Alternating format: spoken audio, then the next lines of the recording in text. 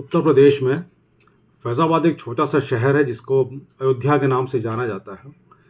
यहाँ पर स्वर्गीय सुशील पीटर नाम के एक व्यक्ति थे जिन्होंने पूरे नए नियम को कविता में कन्वर्ट किया था। कविता में उन्होंने उसको तैयार किया और मेरे पास उनकी किताब है। मैं चाहता हूँ कि आज आपके सामने इनकी इस पुस्तक में से यूहन्ना रचित सुसमाचार उसका 6ठा अध्याय और उसके पहले 14 पद इनकी पंक्तियाँ पढ़ के आपको सुनाऊँ। ध्यान दीजिएगा इसमें कवि ने कितनी मेहनत की है और वो क्या लिखते हैं। इसके तब पश्चात था, गलील में ऐसा हुआ, तिब्रियास की झील पर था, उस समय यीशु गया और तब एक भीड़ भारी उसके पीछे आ गई, क्योंकि उसके पास आने की उन्हें इच्छा हुई। और बीमारों को भी वो चंगा किया करता था। जब काम ये आश्चर्य का तब देखते थे लोग सब। भीड़ के कारण तब एक पर्वत पर यीशु चढ़ गया और फिर चेलों के बैठा साथ वो जाकर वहाँ।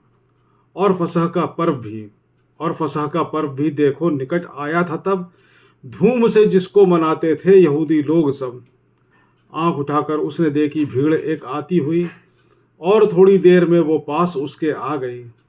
उसने फिलिप्पुस से कहा कि अब बता हम क्या करें, इनके खाने के लिए रोटी कहाँ से मोल लें। उसने पूछा था ये फिलिप्पुस को परखने के लिए, वो तो पहले जानता था क्या करे उनके लिए। और तब फिलिप्पुस ने यीशु को ये उत्तर दिया, 200 दिनारों की भी लाएं यदि हम रोटियां कुछ नहीं होंगी, परंतु इतने लोगों के लिए इनमें से प्रत्येक को बस एक टुकड़ा भी मिले। अंद्रियास नामक वहाँ पतरस का एक भाई भी था जो कि था यीशु का चेला। उसने यीशु से कहा, एक लड़का अपना भोजन लेके आया है, यहाँ 5 रोटी जौ की है और साथ में 2 मछलियाँ। खाने वालों की परंतु भीड़ है इतनी महान, इतना सा भोजन तो होगा कुछ न होने के समान।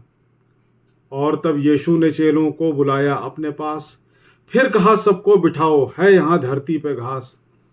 उनको चेलों ने बिठाया। यीशु बोला, जिस प्रकार लोग वो सारे मिलाकर होंगे लगभग 5000। रोटियां लेकर तब उसने धन्यवाद उन पर किया और सब लोगों में उसने बाँट रोटी को दिया। फिर उसी प्रकार उसने मछलियों को भी लिया और जितनी चाहते थे बाँट उन सबको दिया। तृप्त सब खाकर हुए तो उसने चेलों से कहा, शेष टुकड़ों को बटोरो, व्यर्थ कुछ भी जाए ना। 5 रोटी से जो खाकर शेष टुकड़े रह गए, उन सभी टुकड़ों से 12 टोकरे भी भर गए।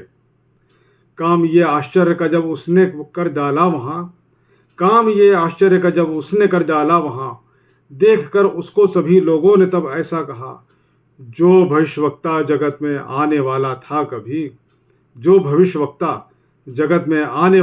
कभी, वो भविष्यवक्ता तो निश्चित रूप से होगा यही। हम परमेश्वर के इस वचन के लिए और स्वर्गीय भाई सुशील पीटर के इस लेखनी के लिए परमेश्वर का धन्यवाद करते हैं।